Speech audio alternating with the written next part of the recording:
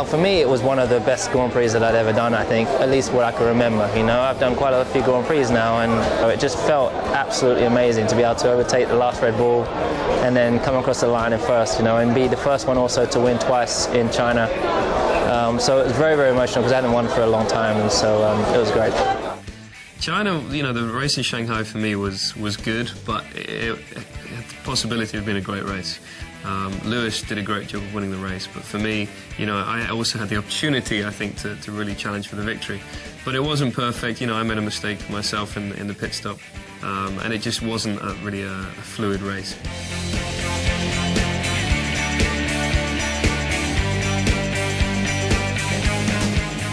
There was a race in Hockenheim a few years ago, 2008, when I won the championship, where I was leading, and then pit stop was messed up through the safety car, and I was back in sixth, and I worked my way up, and I won again.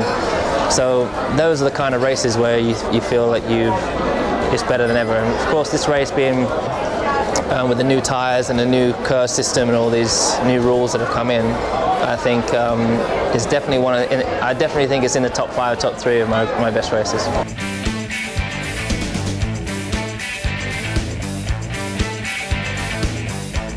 Even if you have a bad qualifying, you can still have a good result. He started the race with brand new sets of tyres. You know, every set of tyres he put on was brand new, which really does help you. So he was driving the quickest car out there, and he made the best of it. So yeah, he did a good job, and I'm sure he had a fun race. I didn't know he was going to have the chance of beating me until the last sort of 3 laps of the race.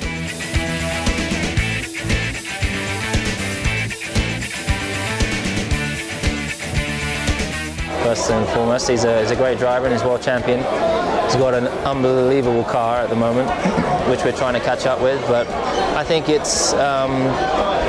was just nice to get the team back up there. You know, the team exists and we exist to win, and we haven't won for a while. Whilst I still believe, you know, while we are the best team, we're not actually producing as many wins as we'd like. So it was just great to get back there.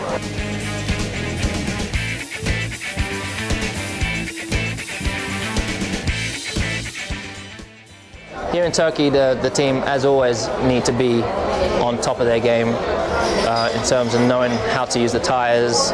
I've also got to work very, very hard to make sure that I preserve my tyres through qualifying and in the race. Make sure you look after them. You know, you can't push 100% every lap. You have to really try and take it easy on the tyres, especially through turn 8. A lot of racing these days is how you use those tyres in qualifying. Some people choose not to run so often in qualifying so they can save their tyres for the race. And it's not as straightforward as it used to be, where you just had hundreds of sets of tyres. We're very limited now, which is good, and it adds something to the racing, I think.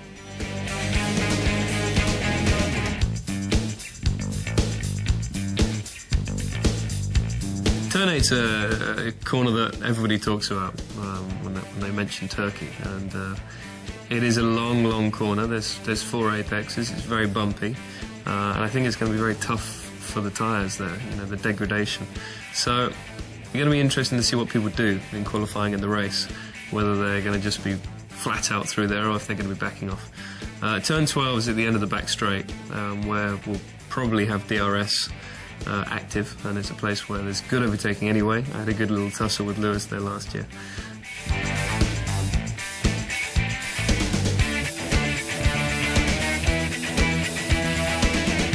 I think all of the information that we have from the first 3 races is really going to help us when we arrive in Turkey, because, you know, this is still a very young car to us. We don't have the experience that the other teams have from testing.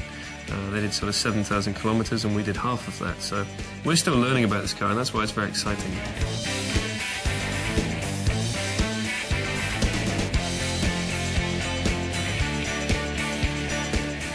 I think KERS is good, and I'm very happy with it because we have the best system, so it's gaining us a lot around a lap. It's always fun to have a little boost button also on the car. You know, it's 10%, 80 odd horsepower, which is great. The DRS, I think it's helped the racing, and I think if you look at the last couple of races, there's been some very good overtaking moves.